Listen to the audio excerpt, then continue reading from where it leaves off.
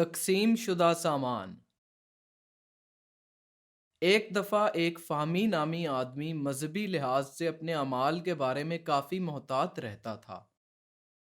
اس کا اپنا ریسٹورانٹ تھا جہاں ہر قسم کا گوشت دستیاب تھا۔ لذیذ کھانے کی وجہ سے اس کا ریسٹورانٹ ہر روز لوگوں سے بھر جاتا۔ ایک دن ان کا ایک کارکن قریب میں ہی اپنا ریسٹورانٹ کھولنے کے لیے بغیر کسی نوٹس کے نوکری چھوڑ کر چلا گیا۔ وہ اس نیت سے گیا تھا کہ الفامی کا کاروبار رک جائے۔ الفامی اس کی اس حرکت سے بالکل بھی ناراض نہیں ہوا اور اس نے اپنے کچھ گاہک بھی اس کی طرف یہ کہہ کے بھیجے کہ اس کے پاس ان کے لیے کافی کھانا نہیں ہے۔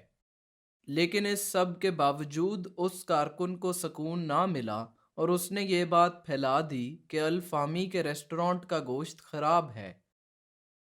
جب فامی کو اس کے بارے میں پتہ چلا تو وہ بہت پریشان ہوا اور بیمار ہو گیا اور اس نے صحت یاب ہونے تک اپنا ریسٹورانٹ بند کر دیا۔ کارکن پورے 2 ہفتے گاہک نہ ملنے پر حیران رہ گیا۔ اس نے اس بات کا اندازہ لگا لیا کہ اس کے پاس گاہک صرف الفامی کی وجہ سے آتے تھے، تو وہ بہت دکھی ہوا اور اس نے اپنا ریسٹورانٹ بند کر دیا۔ لیکن اس کے والد جو الفامی کے دوست تھے کہنے لگے، آپ کا غلط خیال تھا کہ کسی کی روزی کو کاٹ کر آپ کی روزی میں مزید برکت آئے گی۔ نہیں بیٹا، تمام نعمتیں اللہ کے ہاتھ میں ہیں اور اسی کے فیصلے سے ملتی ہیں۔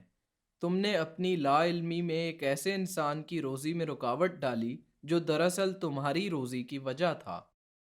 میں تمہیں 1958 کی ایک سچی کہانی سناتا ہوں۔ اس سال چینی کمانڈر نے اپنے لوگوں کو تمام بھورے پرندوں کو مارنے کا حکم دیا کیونکہ یہ پرندے ان کی فصل کھاتے تھے۔ نتیجتاً تمام کسانوں نے ہزاروں کی تعداد میں ان پرندوں کو مارنا شروع کر دیا۔ جو کسان سب سے زیادہ پرندوں کو مارتا اسے انعام دیا جاتا اور اس کے ساتھ بادشاہوں والا سلوک کیا جاتا۔ کچھ عرصے بعد فصلوں میں ٹڈیوں نے پھیلنا شروع کر دیا کیونکہ صرف وہ بھورے پرندے ہی ان ٹڈیوں کو کھاتے تھے۔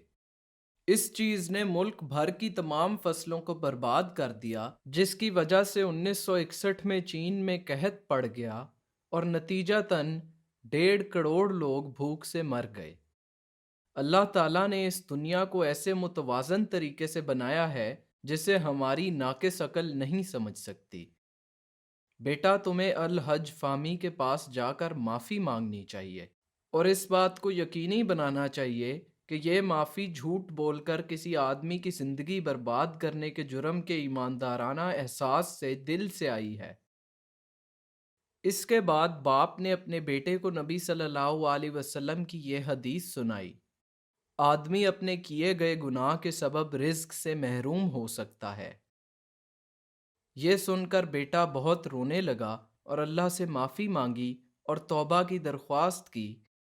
پھر وہ الحج فامی کے پاس گیا اور ان کے ہاتھ چومے اور معافی مانگی۔ فامی بہت خوش ہوئے اور اسے معاف کر دیا۔ جب وہ ٹھیک ہوئے تو واپس اپنے ریسٹورانٹ گئے اور اپنے ساتھ کام کرنے والوں کی مختلف طریقوں سے مدد کرتے رہے۔ وَقُلِ اعْمَلُوا فَسَيَرَى اللَّهُ عَمَلَكُمْ وَرَسُولُهُ وَالْمُؤْمِنُونَ وَسَتُرَدُّونَ إِلَى عَالِمِ الْغَيْبِ وَالشَّهَادَةِ فَيُنَبِّئُكُم بِمَا كُنتُمْ تَعْمَلُونَ